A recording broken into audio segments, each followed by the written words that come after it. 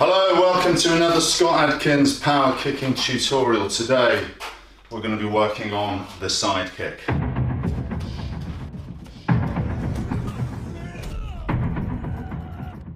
So you're in your fighting stance, whether that's with this foot more forwards, whether you're a bit more side on like this, whether you've got your weight on your back foot, weight on both feet, doesn't matter. Doesn't matter which style you want to start from. What's important is what you do with your hips before you throw the side kick. So what I like to do is I'm here, you know, I've got my techniques all coming from the same place, and then if I want to throw that side kick, what I want to do is I want to turn this foot out here. This back foot turns out so that my toes are pointing that way and that my heel's pointing that way. Now let me just show you the proper end position for a side kick, because it's actually really important. And a traditional martial art like karate or taekwondo is really going to drill this into you. And it's really important that you know this, because if you know the end position that you're supposed to end up in, then it's going to be easier to transition to that from whatever stance you're in.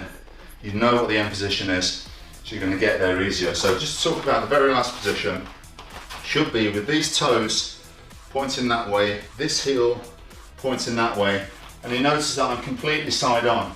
In fact, I'm more than side on.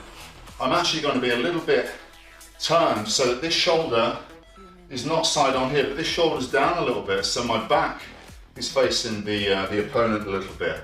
Yeah?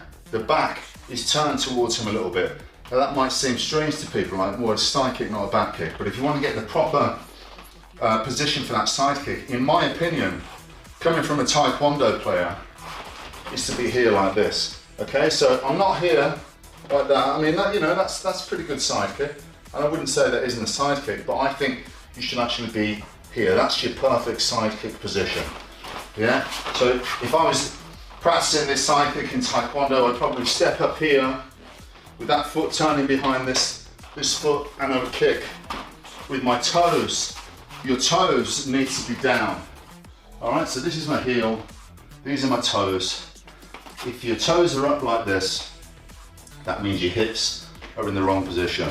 Make sure your toes are down below your hips. And you've really got to pull your toes back. Yeah? Pull your toes back. Okay?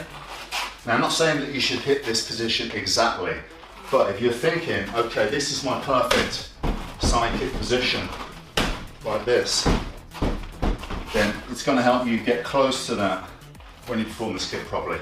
But a good indication is always, if my toes are higher than my heel, then that's not the side kick position. You've got to get the heel higher than the toes, and I'm going to be hitting with the ridge of the foot, the ridge, the knife's edge, whatever you want to call it, and mostly the heel.